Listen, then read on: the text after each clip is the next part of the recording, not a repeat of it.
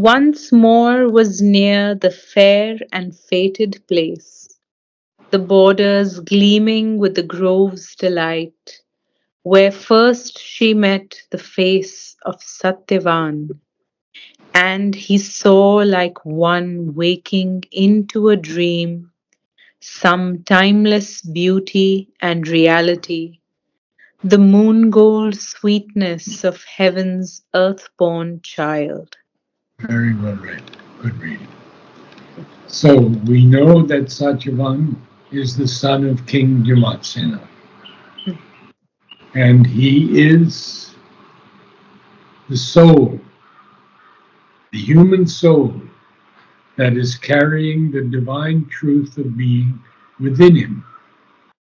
But he is descended, because it's on this earth, into the grip of death and ignorance. So he has to become aware of his mission in life through Savitri. And we'll see a lot about him later. So now Sri Aurobindo is just telling us that she's drawn near to his hermitage, and the borders there, the edge of the woods, are gleaming with the grove's delight because the sun is there. The sun is not hidden by those huge trees in the forest where he lives. It's the borders that are gleaming with the delight of these groves, just the edge of the tree line. And this is where she first met the face of Satyavan. And and we're going to see something in there that as we go along, that she didn't see him at first. She couldn't see him. He's She couldn't standing see there. him? Hmm? What do you mean she couldn't see him? She was looking at the flowers and bees and the butterflies, and she was so captivated by the beauty of this place. We'll get to it, but I'm giving you a little advance notice. Okay. So, so he, so now she met the face of Satyavan, and he sees her as some timeless beauty and reality. Mm. Interesting. Truth. The moon gold sweetness. Sri Aurobindo loved the moon. And he has so many poems about the moon. Mm. And you know that we went in 1972. We landed on the moon. Mm. Some people are still saying that was all fake. There was no real landing. But that's stupidity of the human mind. This Neil deGrasse Tyson tells us very clearly how they landed. But why didn't we go for 50 years after that? And it seems that there were people, beings on the moon, who asked us not to disturb their lives. 50 years passed and we didn't. Now India has gone up, but maybe something of India is important to them. We'll Mm. see. So he sees the moon gold sweetness of heaven's earth-born child. Sri Aurobindo is careful to tell us that Savitri is earth-born. And yes, she comes from the sun and all that, but she has taken birth in a human body. We have to remember that. Okay, carry on. The past receded and the future neared. Far now behind lay Madra's spacious halls, the white carved pillars, the cool dim alcoves, the tinged mosaic of the crystal floors, the towered pavilions, the wind rippled pools, and gardens humming with the murmur of bees. Forgotten soon or a pale memory, The fountains splash in the white stone-bound pool, the thoughtful noontides brooding solemn trance. The colonnades dream grey in the quiet eve, the slow moonrise gliding in front of night. What an image she gives us. Beautiful. I would almost have said that they're probably, where is it now?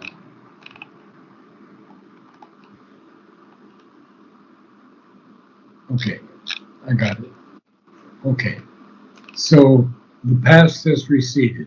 That means she's left the palace, she's left everything behind for him, and the future there has neared. We don't know what that future will be yet, but Book 1, Canto 1, last line, he told us this was the day when such a one must die. The last line of 1 1. So now we see that far behind lay Madra's spacious hall. And Madra is the name of an ancient country and the people of that northwestern India, mentioned in the Mahabharata. And it even tells us where it lie. And this is in this nice little book, Glossary and Index of Proper Names in Sri Aurobindo's Works. Now, what did she leave behind?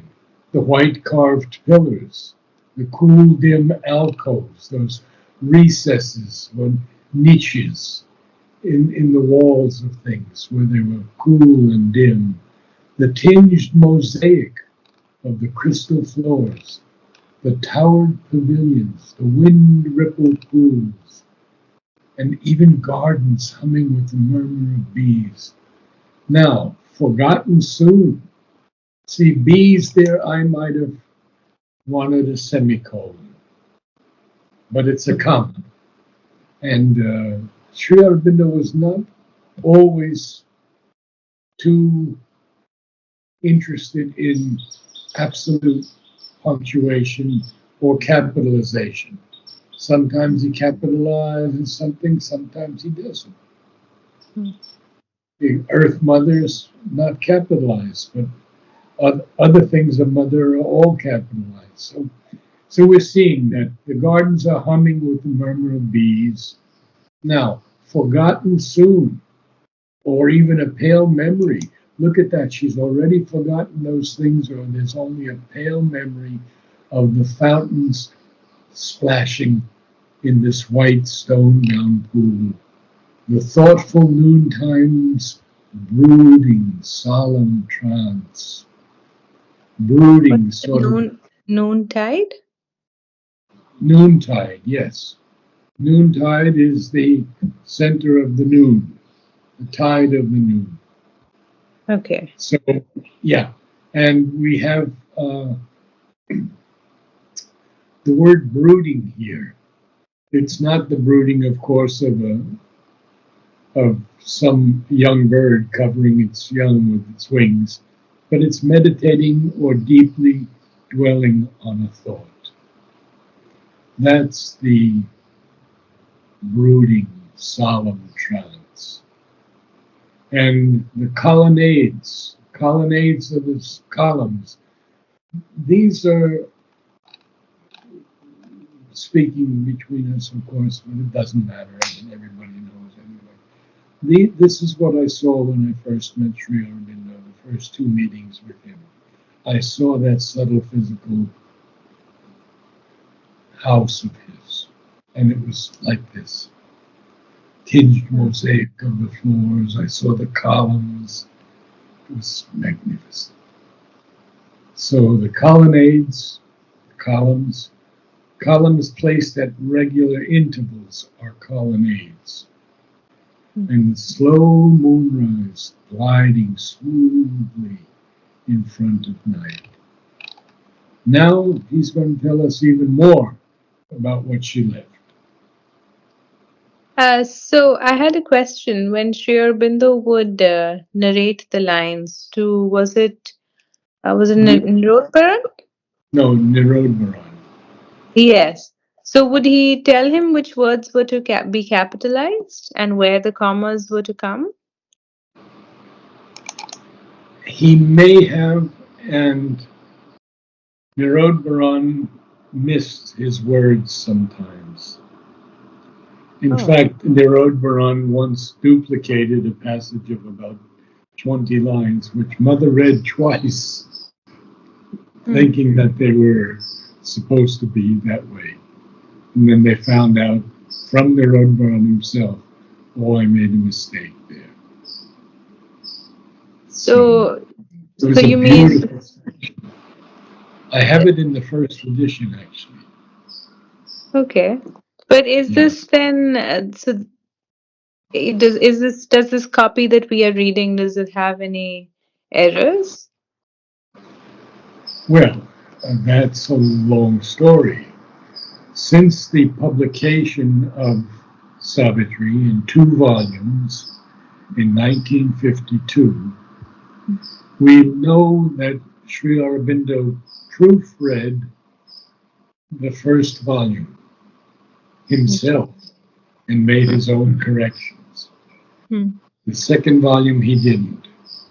Then in 19, that was 1950, just after he passed away. Then 1952 was the first major, what shall I say, renovation, not renovation, but critical look at punctuation, word forms, and things. For example, there are terms even today in the 1993 edition that weren't in the 1972 edition because Richard Hartz tells us that they found this line and they added that line, and it's very beautiful. It's a beautiful line. It's about Savitri, the first description of her as a priestess. Hmm. And so the line does fit perfectly. And to tell you a little bit more, I found 34 questions that were serious questions for me, such as capitalization of M for mother. Hmm. And I gave them to Richard. 3 years later, he calls me and he says, I have all your answers. And he showed me Sri Aurobindo's um, corrections on the manuscripts. And every single one satisfied me. Okay. So we can argue that there are things put in by these archivists. Uh, I could give you an example. There comes there arrives. I know the question is between the word comes and arrives in Savitri. I don't know if I could find it. Let me see. Arrives. Because this is important to me, and it's only on 3 pages. Okay. Oh yeah, but it has to be. Sorry, it has to be in the PDF. Okay, this is arrives. Okay, it's in the beginning. Ah, yeah, there it is. Okay, so it's in Canto 2, the issue, and it's the Hmm. very first page of the issue.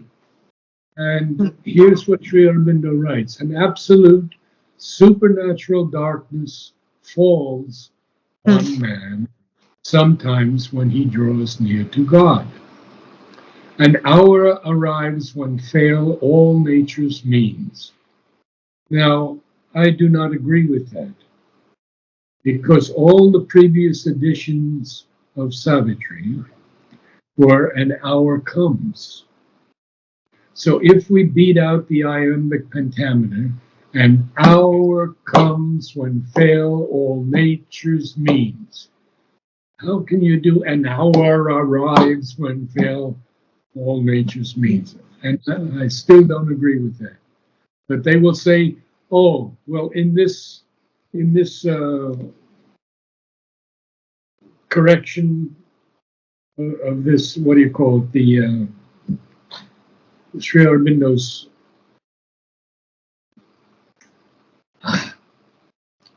the the many pages of his corrections. Hmm. What are they called? Um, like no revision notes. Yeah, Revision. they're notes, yes, but they're on a. Anyway, it's okay. The an hour arrives. It's not beautiful at all. But if And you say hour. an hour comes when Yes. fail all nature's means. See, I believe that comes is the correct word. But a Hmm. manuscript, that's what it's called. Yes. In this manuscript, they will argue that he made a slight change here and put arrives. Maybe he didn't, Hmm. and that's my That's question. strange. Yeah. So, Oh which is no, the original? Which one would you think is the best edition? The most like the one that's not been tampered with? I would say that because of the many corrections that were necessary in 1952, I think that 72, the Sri Aurobindo Book Centennial Edition, is probably the best, Savitri. But now we have CWSA, and I have Yes. to go and I have to go with CWSA because it's the latest.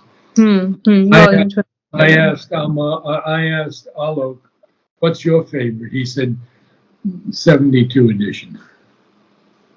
We Seven. both agreed on that. Yeah. Okay. Okay, so we'll carry on now with this marvelous canto. And so she has left behind some things. We'll begin there. Left behind. Left far behind were now the faces known, the happy, silken babble on laughter's lips, and the close clinging clasp of intimate hands, and adoration's light in cherished eyes, offered to the one sovereign of their life. Look at the alliteration. Close clinging clasp. How beautiful. And then you see she has left behind all the faces that she knew so well. She's a young girl. Let's say she's 18 or 19. Hmm, And she had a whole life there in that palace with hmm, her family. So all those known faces are now left behind. And even the silken babble. You know, babble is a kind of murmuring sound, a confusion of sounds. hmm. When girls are talking or something like that. And so, and even the close clinging clasp of intimate hands and adoration's light in cherished eyes because they adored her. They all adored her. Hmm. We found that when it was time for her to be married and all these guys went up to her, some wanted them only for themselves, some of them were jealous, none of them were suited to her. And that's why her father told her, you go out into the world and find your beloved. Extraordinary. I mean, there's nothing like Savitri. The close clinging clasp of intimate hands, and adoration's light in cherished eyes. What is it? It's offered to the one sovereign of their life. Of course, this especially, we could say, the parents who loved her so much, the queen and Ashwapati. Now that's over, and he is now going to talk about Chalwa Woods, the hermitage. Little more. Nature's primeval loneliness was here. Here only was the voice of bird and beast, the ascetic's exile in the dim-souled, huge, inhuman forest far from cheerful sound of man's blithe converse and his crowded days. Yes, this blithe converse, this merry converse, joy, cheerful converse. So, what has happened now? Well, she arrives in this ancient, almost original, primeval loneliness. She's arrived there, where there's only the voice of bird and beast, man, because there's only four or five there's three human beings there. Satyavanya's father and his mother. That's it. Yeah. So there's only the voice of bird and beast. Uh, like the ascetic's exile in a dim-souled, huge and human forest, far from cheerful sound, of course, of man's gay, glad, cheerful converse. You know, when people talk, and they talk beautifully, that's a blithe converse, huh? When they share things the way we share things, and his crowded days. So there's none of that. There are no crowded days there. They're very simple days. And we're going to hear all about all the things that Satyavan was able to learn about the animals, the birds, the carving. He learned to carve these beautiful things. That will all come. So I think we're about ready to do four more lines in a broad E.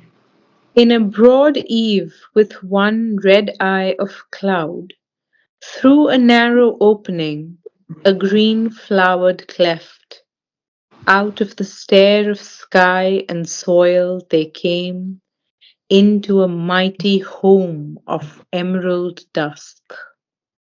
Yeah, I think I would have read in a broad eve with one red eye of cloud. See, don't drop the cloud, period. No, Okay. it's a comma. Okay, from the beginning, Yes. wonderful.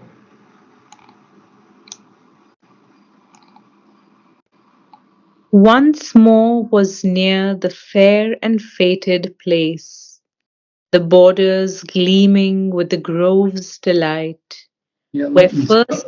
let me stop you right just there because Okay. we want to feel that fated place. And we want to feel those borders gleaming with the delight of the groves. So make me feel it. Okay.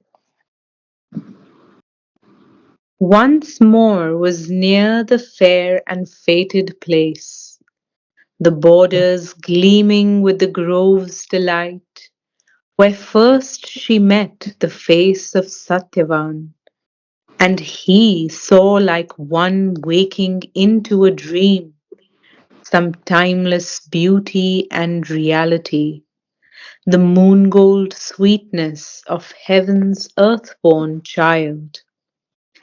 The past receded and the future neared.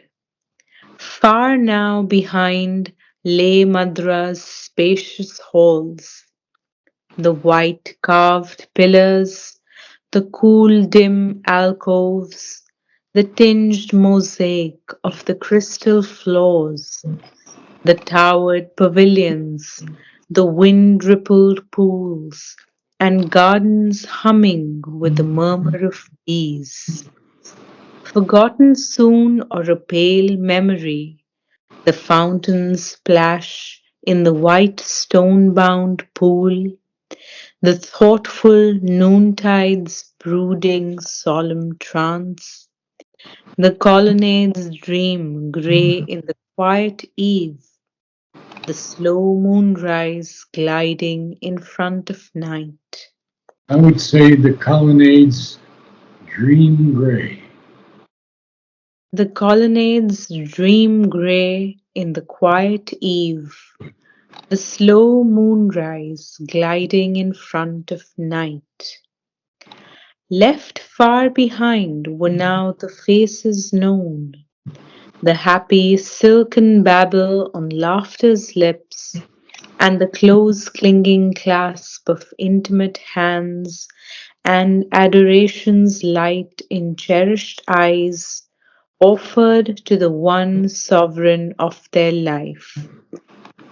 Nature's primeval loneliness was here. Here only was the voice of bird and beast, the ascetic's exile in the dim-souled, huge, inhuman forest far from cheerful sound of man's blithe converse and his crowded days. In a broad eve with one red eye of cloud, through a narrow opening, a green flowered cleft, out of the stare of sky and soil they came, into a mighty home of emerald dusk. Yeah, so here, there are a few things that we should really talk about. And one of them I would say is this dream gray in the quiet eve. It could almost have been hyphenated. Huh? Hmm, The colonnades dream gray. And then we have the close clinging clasp, that hmm, hyphenated word, because it's so important. It's close clinging, very close clinging. And and we have also the primeval loneliness. And this to me is very important. It's the ascetic's exile in the dim-souled, huge, inhuman forest. So this inhuman forest is dim-souled. It's not filled with light. hmm, It's mostly filled with shade and heaviness of the evergreen trees. hmm, Not so much the deciduous trees, but the heavy evergreen trees.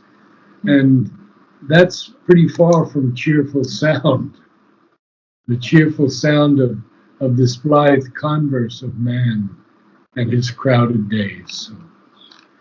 So, good reading, and we'll pick it up next week again. This yes, is such an adventure, isn't it? It's it marvelous. is. Yeah. Thank you. Thank you for your time. Namaste, Naraji. Thank you.